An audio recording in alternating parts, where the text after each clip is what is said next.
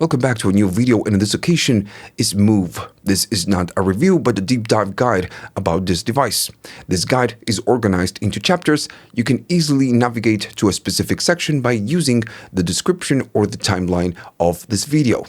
If you like what I do, please like and subscribe. And this channel is supported by viewers only. If you want to buy me a coffee to say thanks and help the channel keep going on, you can. You have links at the description for PayPal, YouTube Thanks, and Patreon. Now, the plan of this video is that you can progressively learn something new on each section and end up mastering this device. So essentially, this is a free course about Move. Now, one thing that you need to know is that I will cover pretty much everything, but not sampling. There's a new update coming in maybe a couple of weeks, maybe a couple of months, who knows, that will include a lot of changes in how we sample from Move. So when the new version gets out of beta and it's stable, I mean the 1.5 version, I will upload a new video showing how sampling works. And also you can use Move to control Ableton Live. So yeah, you can use it as a controller. And again, I will upload a different video just to show you that. On this one, we will learn everything, but not the sampling and not Move as a control mode. How this works is by using sets, and each set can have 4 different tracks. A set is like a big pattern or maybe a project, let's say. So as soon as you turn it on, you will be on this screen. This one is called the Sets Overview. From factory, you get 4 different sets available, and as soon as you tap and you play, you can audition what the 4 tracks are doing. If I want to go to maybe a different track, I can go there. And that's a different project, different set. Same thing if I go here, and same if I go here. So this is where you start. You select a brand new set, an empty set, and then you just work on top of the different tracks. Once you're done with the set overview, then you have different modes. You have the note mode and you have the session mode. So this button, it's called the session button. If you go there and you press it, it will just take you to the different modes. This one will be the session mode. And this is like the clip launcher of the actual set. That is that I can play or select different sets, different clips. And it will just give me, what you would get on Ableton, for example, when you work on session view. So this is the odd mode. If I stop and I go again to the session button, now we are going to be on the notes mode. When you are in note mode, you can just play the different tracks and the different things that you will use to create your track. And right here you have your 4 different tracks. You get the one, which is the Drumrack, and then you get, the bass, and I guess you get all the tracks, and then you get the last track. So that's pretty much it. When you start a new set, then you go to the session, you use a clip, and then when you're ready to do something, you go to the notes mode. If you ever want to go back to the sets overview, you can go here, just hold the shift, and you will be getting a lot of different options right here. The first one is the set overview. If I tap there, notice that we are back to the set overview. One thing that you can do, especially when you're performing, if you are just maybe playing that set, you can just press and hold so you can launch different clips. And then once you release it, it's going to take you back to the set overview. And this is, of course, so you can maybe trigger other set. You just press, hold, and then you just select different clips. And when you release, you go back. On Move, you can store up to 32 sets, and Move will save the set as soon as you start playing, or maybe when you shut it down. So it will automatically save it for you. You don't need to manually save it. Now, creating a set is super easy. You just tap an empty set, and that's it. It will create it for you. Of course, if I play something, I get nothing back. The thing is that when you create a new set and you go there, notice that we are on the sessions mode. But if I go to notes mode, by default, when you create a new set, it will give you something random. It will give you a drum kit, a random drum kit. Then it will give you kind of a bass, and then it will give you more melodic type of sounds.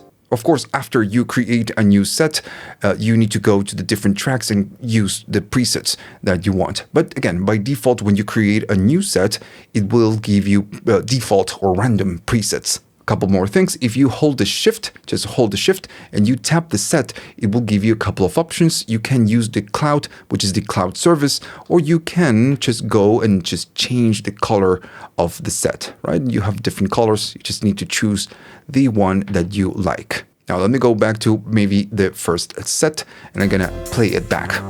At the top, right here, you have the main volume. And this one is again, the main volume of the whole device. Go up or just go down, completely up to you. But then you have the set volume. If I play again and I go here and just hold it and move the volume, notice it says set volume. And I'm gonna just get out of here. Gonna press the set, press the pad and move the volume. Now we are controlling this set volume. So this is something that you get so you can control the volume of the sets independently. If I go to this one can be louder than this one. If I go here, I just play this one, press and hold, can go down volume or up in volume. So when we do something like this, and I'm gonna go to the first one, go up in volume. When we do this behind the scenes, this takes the 4 different tracks and takes the volume up or down. It's not a separate gain stage. You're kind of entering into the actual project or set and going track by track and going up in volume. Okay, let's talk about presets and tracks. I will create a new empty set and I will go inside the set. So you get the 4 different tracks, and if I go to the first one, the second one, the third one, and then we have the 4th, or maybe 1, 2, 3, and 4 if you start from the top. Each track will consist of 1 instrument and 2 effects. If you take a look at the display, you will see the first icon, and the first icon is the instrument type. And all the different instruments have different icons. If I go to the second one, we have a different synthesizer. Same thing if I go to the other one. And then, of course, the second and third icon are going to be effects. So it's 1 instrument going into 2 different effects. Now then, if I go to the first one, then we have 4. And this one is the drum kit, you know, the drum rack. So when you have a sample-based instrument, you will get 4 icons. The first icon is going to be the drum rack, but the second one is the sample that we are playing when we press the pad. So if you really think about this, the first and the second one are going to be like the instrument, and then we get the effects and the second effects. I'm going to go to the yellow track, and if I play it, it sounds like that. That's fine. So Move is heavily preset based. With the encoder, you can of course select the effect slots. If you move it, notice that we get the phaser flanger, and this all depends on the preset. But then when you highlight the whole thing, that's going to be the preset. So this means that you can, when you highlight the whole track, the whole preset, if you push down, it will take you to the preset library. And right here, what you can do, you just can play the different sounds, and as soon as you change to a different preset, you can audition the preset.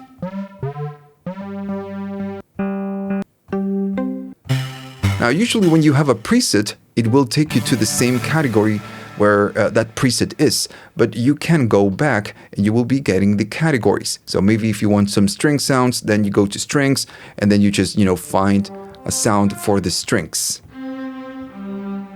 Now notice that when I go to, let me go to maybe piano and keys, when you scroll through the presets, you will be getting an icon, and that icon is the representation of the instrument that the preset uses. In this case, this one I guess is a sampler. If I keep going down at some point, this one is for a synthesizer, and it will tell you which preset or which instrument it's using. And again, like I said before, while you're changing the presets, this will auto-load the preset to that track. So if I go back to my main screen or main track, I'm loading that preset. So I actually changed the preset. If you don't want this, you can always use the back button. And this one will just take you back and take you back to the previous preset that we had. Now the auto-load could be a little bit annoying, especially if you like to change the presets and you make a mistake and you change it by mistake and then you just keep moving forward and you cannot go back, or you will need to go all the way back just to load that preset. But you can disable the auto load if you want.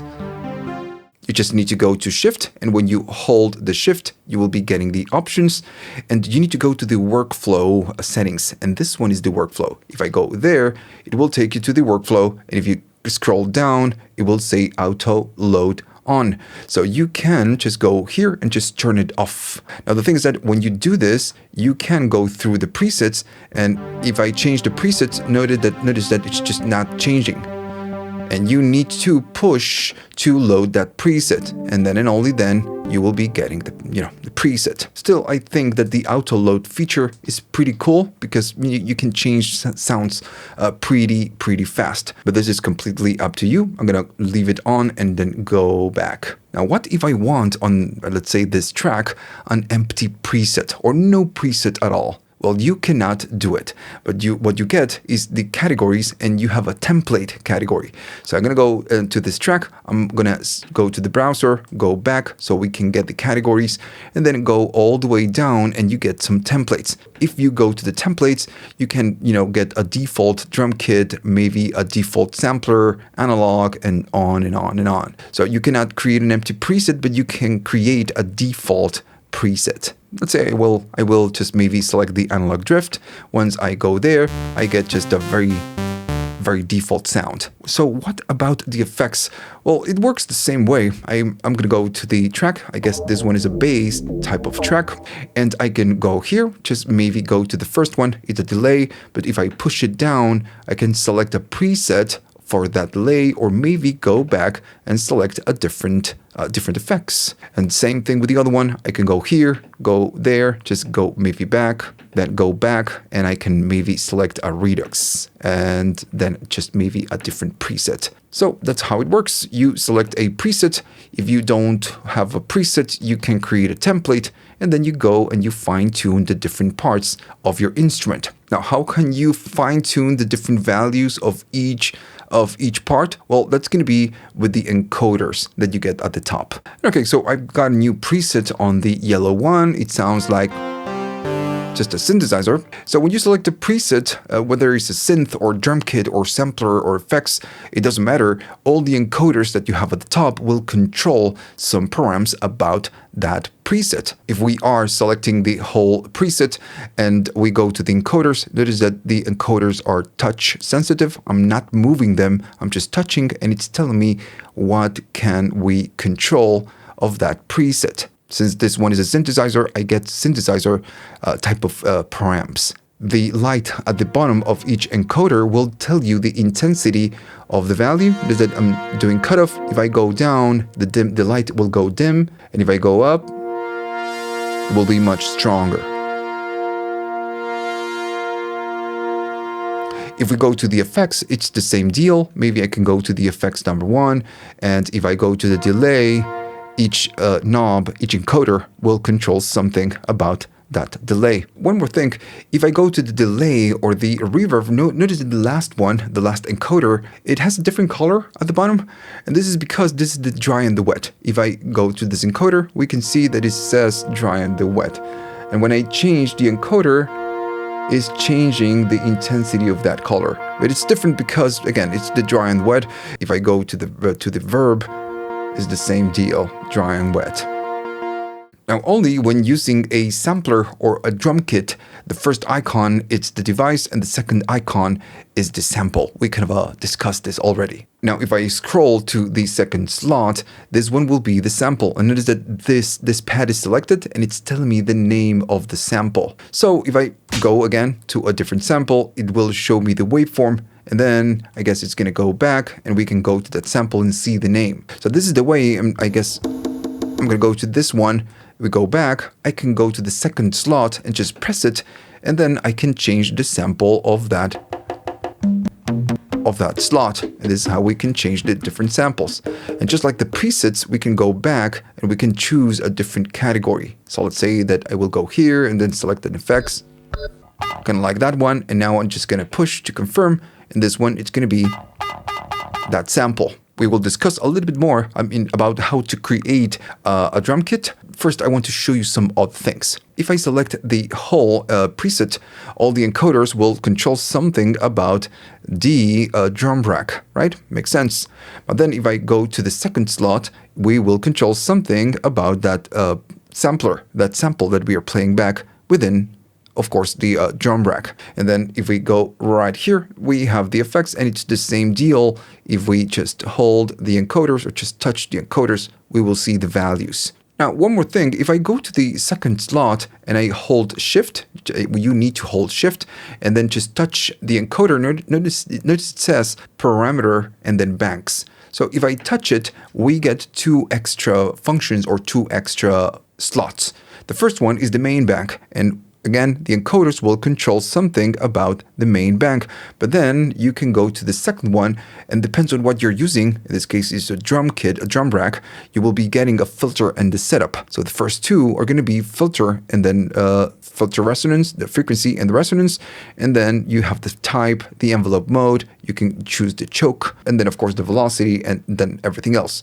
So you do get extra options. If you want to go back to the main view, you just go back and then you go back. Now, if I go here, I will just select a preset, maybe go back to the categories, and then I will go to templates. In this occasion, I will select a sampler. If I go there, we have almost the same that we get with the drum kit. We have the sampler, then we can change the sample, and then we have the 2 different effects. But here it's a little bit different. If I hold the shift and I go to the param banks of the sampler, I get the main bank, and then I only get the setup. I don't get the filter. And you only have 2 different options, which is the filter type and then the envelope mode. I know it's a little bit confusing, but if you think about this, all the different params that you get right here when you select the drum rack or when you select the sample and the effects are pretty much the same options or params that you get on Ableton Live and on the DAW when you have to edit a drum rack.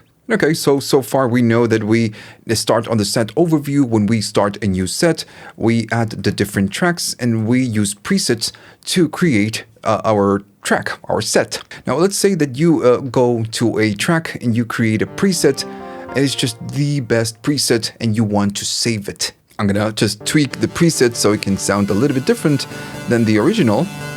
What you want to do to save the preset, you just highlight and then you push it. And then once you're here, you just need to go to shift, just press the shift, and notice it says options. If I release it, it goes away. But when you hold the shift, it says options. You push the encoder, it will give you the option to save the preset. And right here, it's kind of a little bit weird. But if you want to save the preset, once you save it, it's just going to say preset saved. You cannot rename it. You cannot allocate the preset to a different place. You just cannot do that. But what you get once you save the preset, that preset is going to be stored within the user presets. So once you go there, you will be getting, that preset. How come you cannot rename it? Well, renaming on this device, just like entering the password Wi-Fi, it's a challenge. So the only way you get to edit the name of the preset is by using the software, the Move Manager. Now, the Move Manager is the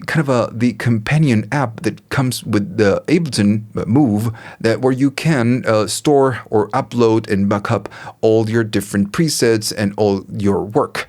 How can you set it up? Well, first you need, and let me just show you, I'm going to go to Shift and I will go to Configuration. You need to connect through Wi-Fi. It's kind of the easiest way of doing this. Once you're connected to the Wi-Fi on your computer or maybe your phone, you need to go to move.local. And this is a web type of application. It uses Wi-Fi, so you need to be connected to the same network. Now, once you're connected to Move Local, it will give you a password, something like that. But the most important thing is that once you go to Move Local, you will be getting all the different sets that you created. Notice that it saved the set 4, which is the one that we are using right now. But you can also go to the recordings and the samples. Of course, I have no samples right now. That's something I'm going to do on a different video. But then we can go to the presets. And notice that we have the preset right here. Here we can see the name of the preset, but we can do a bunch of functions. Like, for example, if I want to go to the sets, we can just download the sets and we can do a backup, which is always a good idea. And of course, we can just upload our own sets. If I go to the presets, let's say that I want to change the name name, I go here and I just need to change the preset.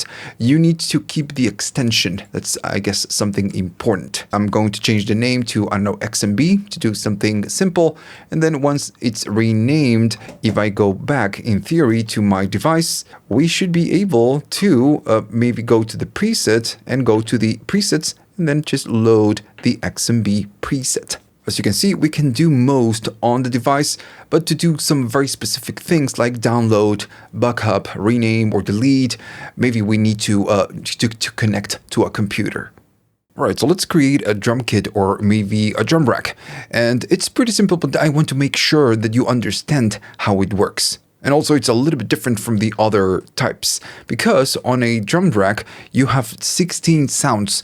On the other ones, you just have one single sound. First, I will go to the first track and I want to load a template. I'm going to go here and then just maybe go all the way down. I'm going to go all the way up. You don't need to. You can use the back if you want to. When you go back, we can go back again, and then I can go to the templates. Once inside the templates, I will select the one that says drum kit. When you load this, you will get a drum kit with an empty, just empty samples. You get absolutely nothing. And to load the samples, you need to first select the pad and then navigate to the sample icon. Once there, you just go here and you select the sample that you want to use. In this case, I'm gonna select drums. Maybe I will go to a kick. There we go, kick. And then I can use the pad to audition the kick. I'm gonna select that one, press OK, or just push the encoder, and that's it. So now let's say that I want to load this one. I'm going to go here and notice the icon will tell you that you have selected the second pad. Maybe if I do here, notice it says there. So I'm going to go here and go to the sample, then press the encoder and then go to drums. Then I want maybe a snare. There we go. I'm going to select the snare and then I'm going to go here and I will select that one. And that's pretty much it. We have a kick and then we have a snare. And now you need to repeat the process for the other pads. Now, one more thing I want to show you. When you go to the actual preset, you will be getting the first effect and the second effect. But notice that the first one, it says send. And if I go to the other tracks, the effect, it doesn't say send.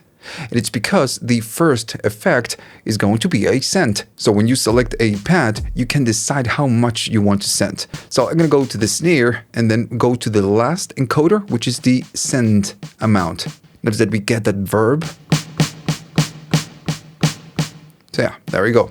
So we are sending the snare. Now, if I go to the kick, I'm not sending anything. So we don't get that verb. We only get it on the one we are sending. So this means that you can send some pads to the verb and some other ones, just leave them dry. And the other one, the last effects, is a kind of a master effects for the track. This effect will affect the whole track. So if I maybe go to a different effects, maybe something a little bit obvious, I'm gonna go to a delay. Now everything that we do here will go through that delay. So in conclusion, every time that you use a drum rack, you need to wisely choose the effects that you will use. Okay, let's talk about the scales and layouts. First, I will go to an instrument preset. And to select a scale, you need to go to Shift, just press and hold, and then use the step 9. You can count the steps.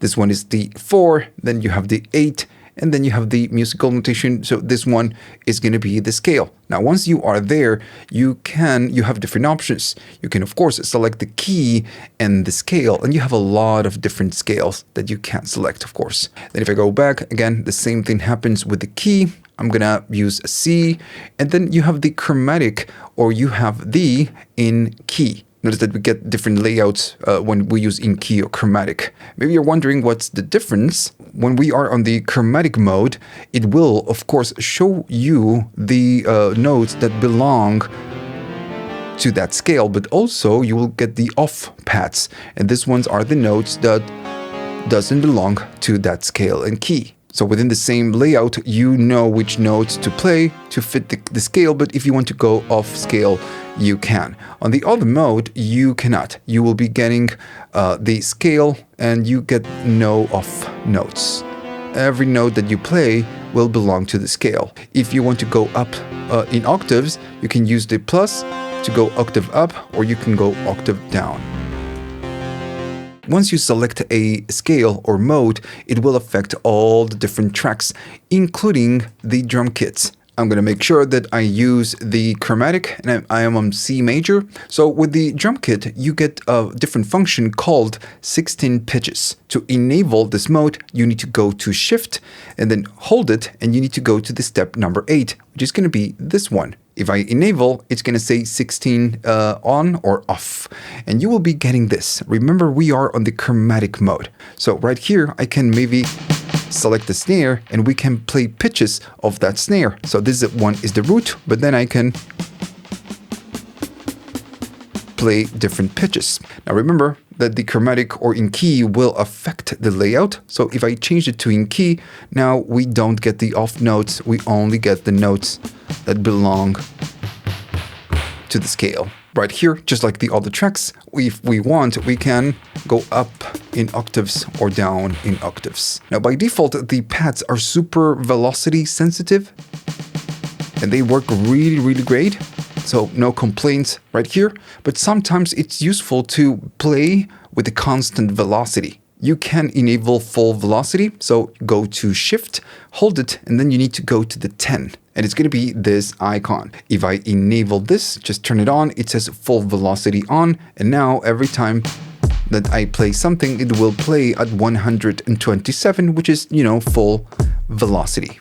Before we start recording sequences, it's always a good idea to set the tempo and everything else. So I'm going to go back to the main screen, and then if you go to Shift, you can go to the step 5, and this one will let you adjust the tempo. Right? So you go with the encoder and you adjust the tempo. You can also hold the Shift and then you can fine tune the tempo as well. Fine, I'm going to leave it on 120. Why not? We go there, 120. So that's the tempo. Then you have the metronome. And for this, again, you need to enable, hold the Shift. And right here, you can see the metronome icon on Ableton. So if you press it, it's going to say metronome on. If I play something, nothing's going to happen, but we can hear at the back the metronome. Okay, so another thing that you get is the groove, something that you get on Ableton Live. If I hold the Shift, the step number 7, it's going to be the groove. And you have it right here. If I go there, you can go to groove and then select the amount of groove that you want. In this case, I'm just not going to use any. Another very useful thing is the count in, especially when we record. It will count in and then record. If I go to Shift, hold it, you need to go to workflow. Now here you have a lot of different options. We will talk about this in a minute, but you can select the quantization. Right now by default is 50, and you can go here and just maybe do it 100. I'm going to keep it on 50. Then you have the step grid. We will talk about this in a minute. And then you have the count in. Right now it's just on, but you can just turn it off. I'm going to keep it on because, it's just super useful. So you have two different ways to record something. You can do live recording, or you can do step sequence. First, I will create a new empty set, and I guess I'm going to just check if we have something useful. Then we have some bass, some instruments, and I guess this will work. So to record something, we need to press Rec. If you go to the workflow and you have the count in to on, it will just count in before you start recording. If it's off, it will start recording immediately as soon as you press Rec. I'm gonna press the Rec and it will start recording. 1, 2, 3, 4. And it will keep recording. Notice that it will never stop. And at the top, it tells you how many bars is recording. To stop it, you just need to do Rec and it will just start the playback. But of course, since it's not stopping, it will record a lot of empty bars. The screen will always tell you the length of the clip. In this case, I don't want this because, it's just not very useful, but I will just do undo and go back and just dispose it. So if you want to record just one single bar or maybe 2 bars, you need to stop it or press play. So I'm going to do it now. And it's just recording one single bar. Also, notice it's just maybe a little bit off. So what we can do, we can hold the shift and go to the 16, and that's going to be the quantize. So when I do it, it will just quantize the clip. Now, what if I wanted to decide beforehand how many bars I want to record? You can do it. You need to go to the loop. And first, I'm going to enable the metronome, because if not, it's just going to be a little bit confusing. I will go to the loop, and notice it says 1 bar. So right here, you can decide the length of your bar, of your clip. So you can do 1 bar, you can do less than 1 bar, so it's 16 steps, or you can just go maybe to 2 bars, to 3 bars, and then when you hit the rec, it will only record maybe 2 bars. Let's do it. I'm going to play rec, it will count in, and I will start playing, and when it's done, it will stop recording.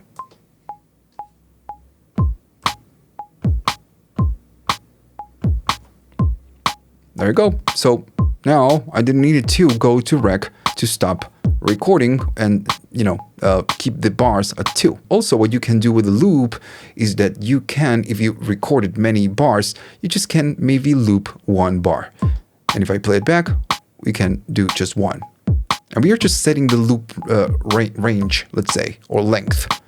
We are not deleting the notes that we recorded. I can go back to 2 and it will just play those 2 bars. Now, remember that if you didn't like the take, you can always go to back and delete that take and then start over. Still, you have other methods. If I go to the session mode, we can see that we have that clip right there. So what we can do, we can go to the delete, the X, just press and then hold it, and then we can select that clip and we just erased the clip. Of course, if we want to get it back, you can use the undo and just get it back. So what with the other tracks? Well, it's just the same thing. If I go to a track, if you want to set the length of the bar, you go to the loop mode and then you just select the amount of bars that you want. Now, if I go and select 4 for this one and I go back to the actual drum kit, notice that we have different bars. So all the tracks can have different lengths. Now, to record something right here is just completely the same thing. I'm going to record 1 bar. It's just 1, 2, 3, 4. And that's it. Same thing than before. One more thing, I can go to shift and then go to the workflow. Right here, what you can do, you can change the grid or the resolution of your clips. By default, it's going to be 16. That's why we get the 16 buttons, the 16 steps. But you can change the resolution to maybe 32 or triplets or whatever. It's completely up to you. That's it. That's real-time recording. You go to a track. Let me just delete this one first. You go to a track. If you want to record, you press rec, it will count in, then you do your recording and you do rec whenever you want to stop, or you can set the loop length beforehand and then you start recording. Still, you have a different way, a different method to record sequences, and that is called step recording. So the other way to record sequences is by using step recording. And what we do, we add the steps manually. That's why we have the different buttons right here at the bottom. It's not just to select different properties or params of the device. So I will go to the drum kit, the same drum kit that we had from before. And instead of just doing rec, I'm just going to select the pad that I want to add. And I will just go to the steps and just add the steps manually. Notice that when I do so, it will start playback as well. And in this case, I'm just selecting the kick. So I'm adding the kick to each. But then I can do the same. If I go to the snare, we don't see the step right here. So I can just hold the snare and then just add the steps manually. Same thing. Maybe with this one, I'm going to go here and we can add multiple steps if we wanted to. So I'm going to add 3. And we can just repeat the same process by adding the steps that we want. If you wanted to delete the steps, we just need to go to the pad where we want to delete the steps and then just delete the steps manually, just the same way we add the steps. If I want to go to the snare, I can go here, delete the step, same thing with the kick, kaboom, and everything is gone. This is also the way or the method we get to edit some of the steps. So if I do live recording, and I stop it, I know that if I go to the kick, we have the kick here, we have it here, and then here. And if I go to the snare, we can see where the kick is. Hopefully the camera is picking up the colors. Maybe blue is not so obvious, but you know, we can see the white there and the white right here. So what with the instruments? Well, it's the same deal. First, I'm going to go here, and this instrument, I guess, is a mono type of synth. So I'm going to change to something that can play multiple pitches. I'm going to use this one, is a piano synth. So if I want to add a pitch, I just need to hold the pad and I can just add it to the step. And if I play it back, I get that pitch.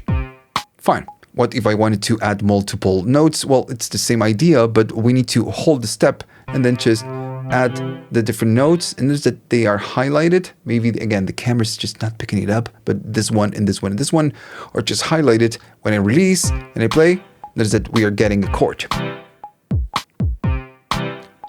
Can we do this while this is just playing back? Of course we can. I can go here and just add the different notes. And like I said before, this is also the edit mode. If I go to that step and just press and hold, we can see the notes within that step. So I can just maybe remove some notes. If I play back, we get it. Okay, so that's the step recording or step input. Now, there's a little bit more to this, especially when we talk about editing the notes and the steps and the clips, but we will get there in a couple of minutes. Before that, I want to show you other functions that I think are more essential when we create a beat. And okay, so we know that when we record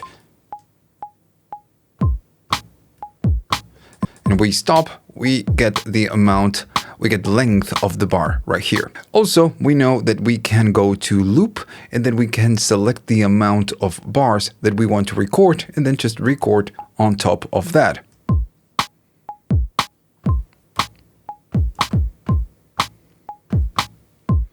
And then we get the 3 different bars. Now there's a lot more to this. When we are on loop mode, we can use the encoder and we can go to less than 1 bar. So it's going to be, less than 16 steps. I could even go and just play it back and get maybe 5, 4, whatever amount of steps, which is less than 16. That's one way of doing this. Now, what if I wanted to play 1 bar and fractions? We need to go to shift, just hold it, and notice right now it says 1 plus, and then we need to use the encoder to select maybe 1 bar and then, I don't know, 4 steps or maybe 8 steps. So now we have 1 plus 8.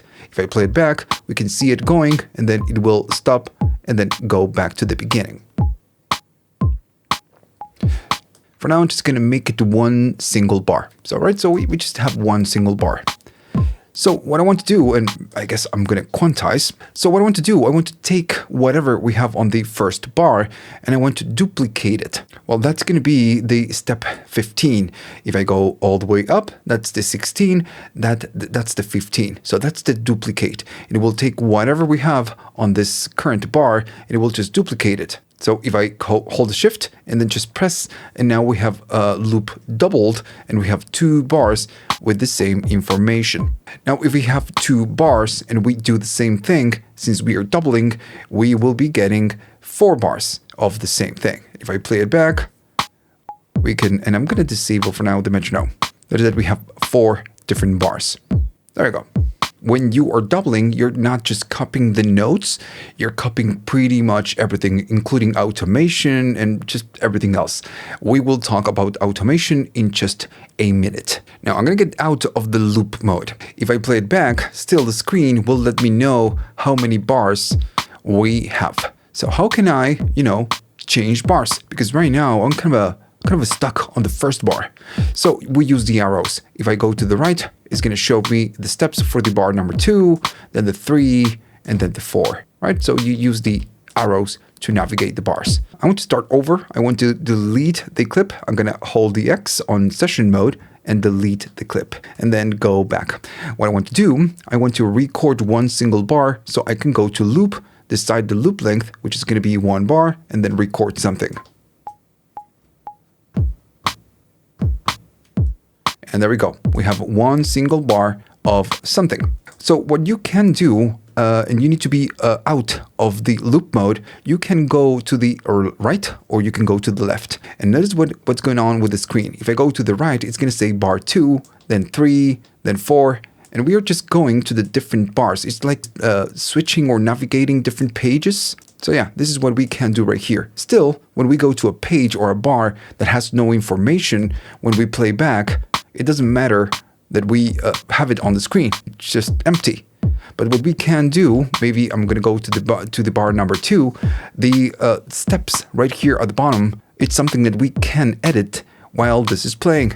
So maybe I can go here to the kick and add it to the step, maybe the step number 1 of the bar 2, and do the same thing to the other ones. Of course, when you add a step, that bar is not empty anymore. So this is yet another way to add steps or, add things to your sequence. If I want to repeat the same step, well, maybe I can go to the bar number 3 and then maybe step or just stop it and then go at the kick, whatever, it doesn't matter. And there we go. And now we have a step, or we have a bar number 3. Now that we have the 3 bars of something, if I go to the loop, notice that the loop, when we are in loop mode, it will tell you that you have 3 bars, but also the buttons at the bottom will tell you how many bars you have. In this case, we have 3 different bars, and we are on the bar number 3, but I can go to the bar number 2, or I can go to the bar number 1. If you had 16 bars, well, all the 16 bars will show here on the buttons when you go to the loop mode. Another thing you can do on loop mode is that you can select a range, just like you would do, for example, on a DAW, where you set the loop or the portion of the timeline that you want to loop. Well, this is the same idea. In this case, we are just maybe going to the number 1, but it's going to the 2 and the 3. But maybe what I want to do 1 and then just 2. So hold and then just select the start, press the start, and then select the end. And in this case, I'm just playing the first bar and the second bar. What if I wanted to select a range between the second and the third? Well, it's the same idea. I'm going to press and hold the second one and then select the third. And now we are playing bar 2 and then bar 3. If I wanted to select the whole thing, well, I'm going to go to the first and then select the last. And then we have the 3 bars. Now, another thing you can do that, could be useful is that maybe you want to duplicate the clip. So in session mode, go to session. This one is the copy, and you will use it for, all the copy pasting type of functions. I'm going to go here. I'm just going to press the copy and then just tap the clip I want to copy, and then I'm going to release, and notice it says paste. So I'm going to just paste it right here. And now, we just duplicated the clip. One thing that you can do, especially when you go to notes mode, and you need to be careful with this. So we are now on the clip number 2. I guess on the number 1, I'm going to go to the 2. So we are playing that clip. If we are on the clip, and I go to X or delete, and I press it, it will delete the clip. If I go to session, notice that is no more. And you kind of need to be careful, because if you just press it by mistake, you will delete the clip.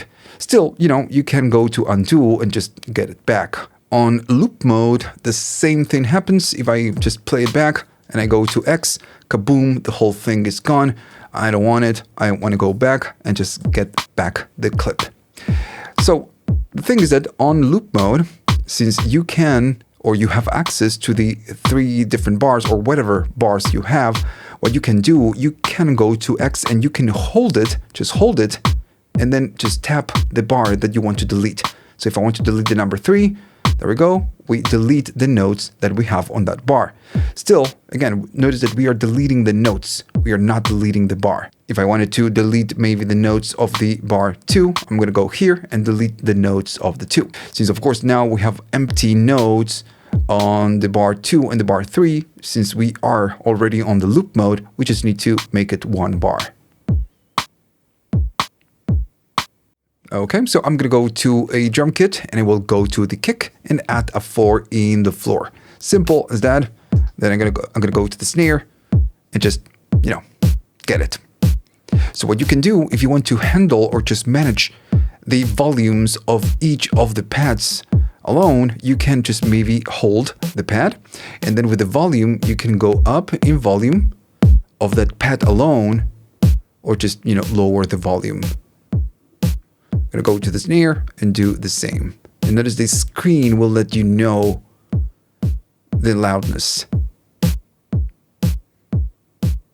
On instrument tracks, it's a little bit different because you don't have 16 sounds. Still, by just maybe adding something there, you can hold the track, just hold it, and then go up in the volume of the track. Cool. I'm gonna delete the clip and go back to the drum kit. What if you want to handle velocity? I guess I will go maybe to this one and I will add a step right there, there, and just, you know, add many steps so we can really hear this. So I'm gonna play this. Maybe it's just too loud, so I'm gonna hold it and go down in volume just a tiny little bit. And what I want to do, I want to handle step by step the velocity of each step. So what we can do, go to that step, press and hold, and now the volume, instead of changing the volume, it's going to change the velocity. Notice that the screen will let you know that you are changing the velocity, so you can go step by step, editing the velocity of all the different steps. And again, I'm going to do a few, and I'm going to go here, just go down in velocity so we can hear the difference. And then if I play it back, notice that we get different velocities. Cool. I'm gonna delete all those steps, so I will only use the snare. If I play it back, we can hear the snare. What we can do, we can transpose by semitones by holding the step. I'm gonna go here, just hold the step, and then we need to use the plus and the minus. If I go up, it's gonna transpose by one semitone. So I'm gonna do multiple so we can really hear it. If we go down, of course, it will go down by one semitone. What we can do, just press the step, and instead of just pressing the plus or minus, you can press and hold, and it will transpose by an octave. Just gonna press it, and it's gonna transpose by an octave. I'm gonna make it a little bit more obvious. There we go. Now, everything that we are doing right now is something that you can do to multiple steps if you press and hold multiple steps. So if I just play it back, I'm going to hold both and then just maybe go up and transpose them. And maybe go up again in velocity, or just maybe go down in velocity. Right? The same works for instrument tracks. I'm going to go to an instrument and maybe add a note. And if I play, yeah, we can hear the notes. So I can go to this step, just press and hold, and then the volume will change the velocity. If I go up, we already get 127, but you know, maybe I can go down to something that we can hear. And you know, we can really hear the difference. What if I want to transpose? Well, it's the same. If I go up, we transpose by one semitone. And if I hold it, we transpose by an octave. What if we had more notes? Well, when you do something like this, you will be pretty much doing it to all the notes. Right here we have a chord, so if I hold it and I go down in velocity, we go down in the velocity for all.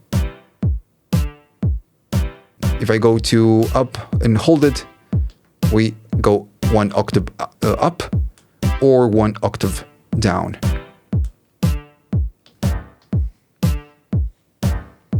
So what we are doing right now is just going step by step and doing it kind of a one by one. So sometimes you just want to adjust everything at once. So I'm going to add a couple of steps. So we have pretty much the same. So what I can do, I want to do all at once, and for this we can go to the loop mode. When we are in the loop mode, you see the bars right here. So instead of just holding the steps, you can just hold the whole bar and then just maybe transpose one octave up, and then you will get it for all the steps within that bar. If I go down, we will be getting it. And then if I want to adjust the velocity, we can do it for all the notes within the bar. Okay, let's talk about note length and nudging steps. I will go to an instrument and then maybe add one note to the first step. So what we can do, if we hold that step, I'm going to do it with this hand. When I hold it, the screen will let you know the length of that note. In this case, it lasts one step. That's why it says 1. But I can make it longer. Now, as I do so, notice that the lights will let you know how long that step is. There you go. And if I maybe add one more step here and I hold this one, I can make it longer. And if I do the same, I can make it smaller. If I go here, I can make it short. Cool. So what if you had many notes? Well, it's the same idea. I'm going to go to that step, hold it, maybe add a chord. And when you adjust the length, you will be adjusting the length for all the notes inside that step. Now, can you do it to multiple steps? Yes, we can. I will add a note here and a note here. And just by holding both at the same time, you can adjust both steps.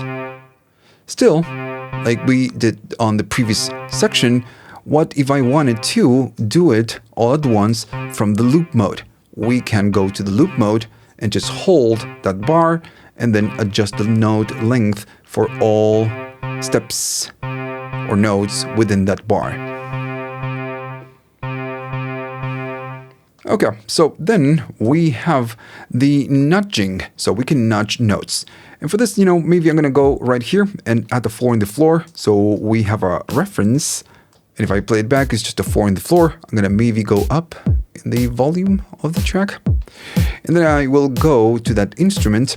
And what I want to do, I want to add a note right there. So if I play it, we get it, and we know that it's just right there in the pocket. And right here, I need you to pay attention. If I hold that step, what we can do, we can use the left and the right to nudge the step. I'm going to press and hold, and then I'm going to go to the left, and it will nudge the step by 10%. And we are nudging down. As soon as we do so, notice that the light now shows on the previous step. So when we nudge down, it will move the step in front of whatever step we had.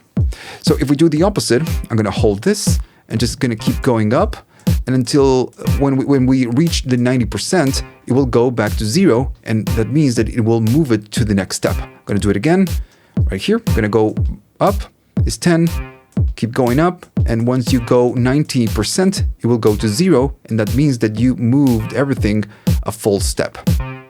Still, we have a much easier way. If you want to move it a full step, you press and hold, and instead of just pressing, you hold the right or the left, and it will nudge the notes one step. Same thing if I go here and I nudge it back, it's going to be my one step. Now, by default, it will nudge by 10% or a full step. What if you want to do just maybe 1% or 2%? Well, it's the same idea, but you need to hold, and you need to hold shift and then go to the left or right, and it will just do 3, 4, as much as you want. Now, can we do the same when we are on loop mode? Yes, of course, it's the same idea. I'm going to play it. I'm going to go here, and maybe I'm going to add just more notes. I'm going to go back to loop mode. I'm going to hold it, and when we hold, we can nudge everything by an amount. I'm going to press and hold and just nudge all the notes one step. If I want to go back, go to minus, and we nudge back one step. Cool. Now, of course, everything that we are doing right now, it works on a drum kit as well. If I go here, what is that we are selecting the snare? Well, you know, we can go to this step and then just nudge that step. So it works the same way. The only difference is that you need to make sure that you select the pad that you want to nudge. What if I want to nudge everything? Well, the snare is selected, but still I'm going to go to loop mode. I'm going to hold, and then we are going to nudge by one step. Notice that the snare is nudging, not the kick. And if I want to go back, I go back by one step. Now, if on the drum kit or maybe the sampler, you have a sample that it requires for you to play longer steps and it's being chopped, well, it's the same idea. I can go here and change the note length. Right here, we don't notice the difference because it's just a snare, but we can change the length of the steps. Same if we get out of the loop mode, we can go to that step and change the note length just to make it, longer, or I can make it shorter if we wanted to. Okay, so let's talk about some copy pasting actions, and these ones are really useful. This is something that you will use the whole time. I will go to an instrument and maybe just add one single note right here. And what I want to do, I want to copy that step and just paste it someplace else. So this one is the icon of copying, and I need to hold it and then just tap the step that I want to copy, and it says notes copied. I'm going to release it, and now it says paste. So I'm going to press the step where I want to paste it, and I'm going to paste it right there.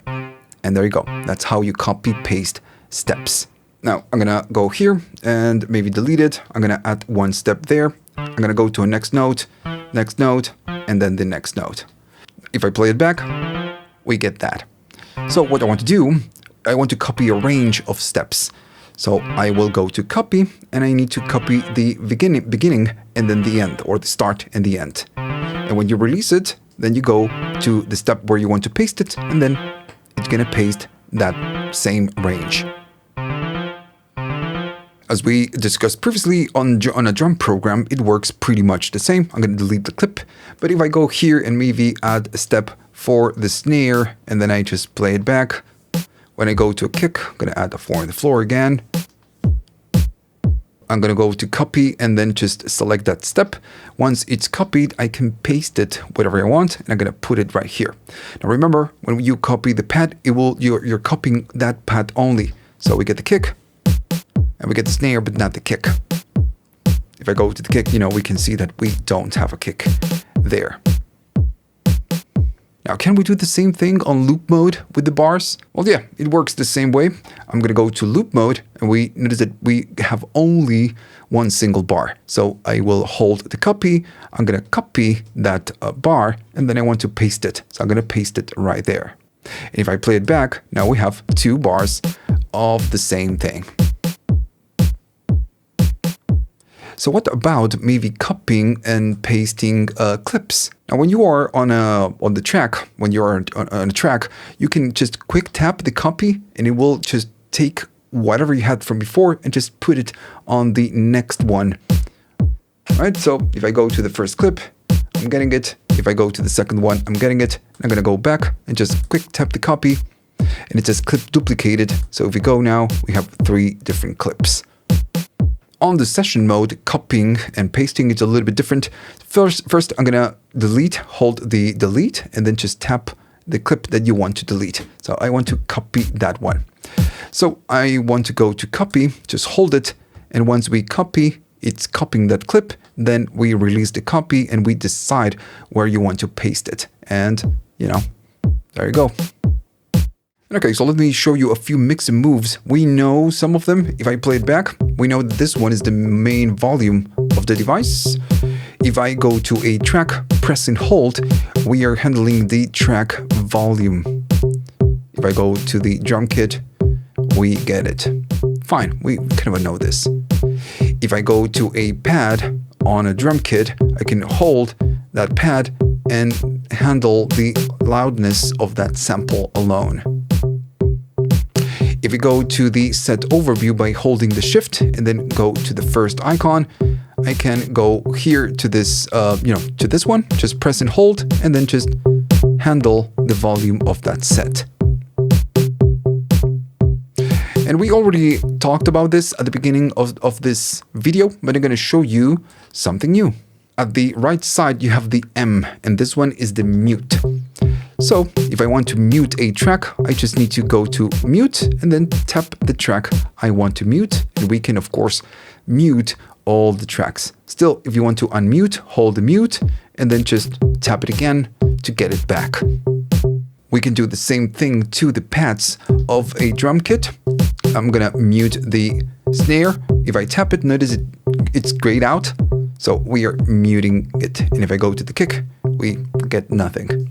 So this is a nice way, of course, to also play with the performance. Now, there's one thing I didn't tell you about this because, it belongs to the section, the mixing section.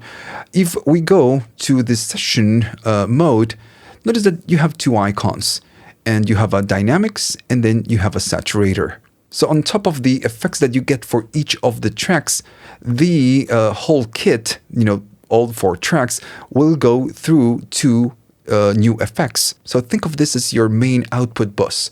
All the tracks will go out, and in between you can add 2 different effects. And the effects work pretty much the same way. You can maybe go here and just tap it and select a different type of effects. Could be whatever, right? So we have a lot of different effects, and the same thing works for the other effects. Right, so to record automation, you can do it with the main encoders that you have on your device. If you go to the preset, you can record automation for the preset, or you can go and record automation for the different effects. You can live record automation, or you can do step by step. So I have a tiny bass here. I'm gonna record something, and that's it. So now I want to record some automation. So what I will do, I will go to the encoders. I'm going to go to rec mode, and we just need to modulate and just record the automation. I'm going to do this one, which is the 5th amount, and that's it. Now notice that when you hover or you touch the encoder, you can see there that it's moving. So that's the way you know how the automation goes. Also notice that right here you have a white dot. That means that you have an automation. You recorded an automation here. Also, when you record automation, at the bottom of the encoder, you will see a red dot or maybe a red light. Well, that means that you have an ongoing automation there. And that's it. Now, while it's going, you can still, modulate manually the controls, but as soon as you release, it will go back to the automation. All right, so we move, we can still hold it there. When I release, it just goes back. If you want to disable the automation, what you can do, you can go to mute, hold the mute, and then just tap the encoder, and that will just disable the automation. Just turns the automation off. It's not deleting the automation. Once you disable the automation, you lose the red dots. So how do you know where you have automation? If you hover, notice that you have a dot at the left of the value. So if this was enabled, it's going to show, a full dot, not an empty dot. In this case, you can touch the encoders, and if you have a dot, it means that you have automation. If you want to enable automation back, it's the same motion, hold the mute, and then just tap the encoder, and the automation, it's on, and you get the red light. If you want to delete the automation, it's the same motion, but in this case, you just need to go to the delete. Just press and hold, and then just tap the encoder, and you will delete the automation. Another thing that you can do is to record automation on a step-by-step. If I go to a step, just press and hold, I can just adjust the frequency, and we can do it again on a step-by-step type of deal. Alright, let's do the same thing with the resonance. And I guess I'm gonna go here and just randomly add a little bit of automation. And there you go. Now the icon that you have here, it's the capture icon, also called retrospective recording. And this is something that you get on Push, it's something that you get on Ableton and on most of DAWs as well. So how it works on Move is that if you play something, it will remember or take a snapshot of whatever it is that you did. And when you press the capture, you can just burn it to a clip. Right now, it's just off. So it means I have nothing. So if I play something and if I play back, there's nothing. There's no clip, nothing. I'm going to play something. Once I do, I play something, notice that this goes on. So it's on. So now if I play it, it's going to take what I did and just create a clip. Now this is super useful when you're just fooling around. Maybe you play something and you maybe forgot to do record. Well, then you can go to the capture and you can just put it on a clip. Now, as soon as you get out of this screen, maybe I go back or maybe I go to the session mode, notice that the capture goes away. So you lose that data once you move away from the notes mode. So if I go back and I just maybe delete the clip and then I play something and I go here, I get it. But again, remember that if you get out, you will lose that data. Another thing that you need to remember is that if you do something, right? So this is going to remember, and maybe you want to clear it. You want to delete the capture, so maybe you can do it again. So to manually clear the capture, go to Shift, hold it, and then press the capture, and it's completely empty now. Now erasing the capture is kind of important, especially if you want to capture automation. So let me just do it again. I'm gonna record something. That's it. So I'm gonna go and play it back. And now the capture is off, completely off. So in theory, we have nothing. So just to make sure, Shift and capture to delete. If I move the resonance, or maybe I move the filter, notice that the capture goes on. So if I tap it, notice that it's just listening to that automation. So we can just get that automation when we do the capture without getting the meaty information. So you always need to clear before you do the automation. Cool. Okay, so to finish, I want to show you the ARP and the repeat. Now, it's just pretty simple. You don't have a lot of features, a lot of functions with the ARP and the repeat. And I think there's a firmware update coming.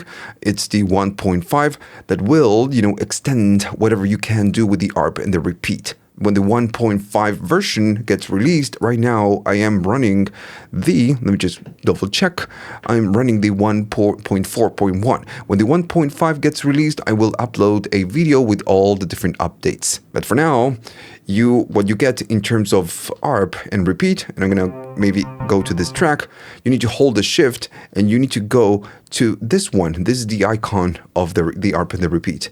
Once you go there, you have mainly two functions. The repeat, which is if you tap a pad, it will just repeat it. And then you can change the rate. That's it.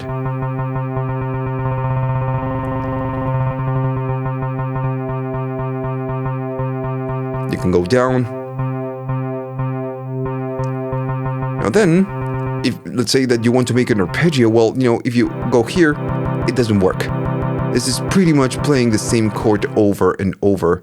So what you can do, if you go back, instead of going to the repeat, you can go to the style and you have the ARP up and then down and then random, and you don't have more. So okay, so if you go to ARP up, if I play a chord, I will be getting, the ARP. If we go to down, same thing, but down and then random, it's gonna be random.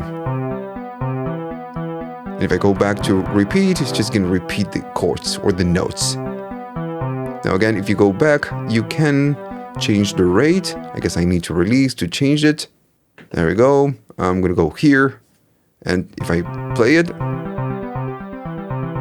we get it. Now, one more thing, if I go to this track, which is where we are using the repeat and the ARP, the light or the icon, it's on.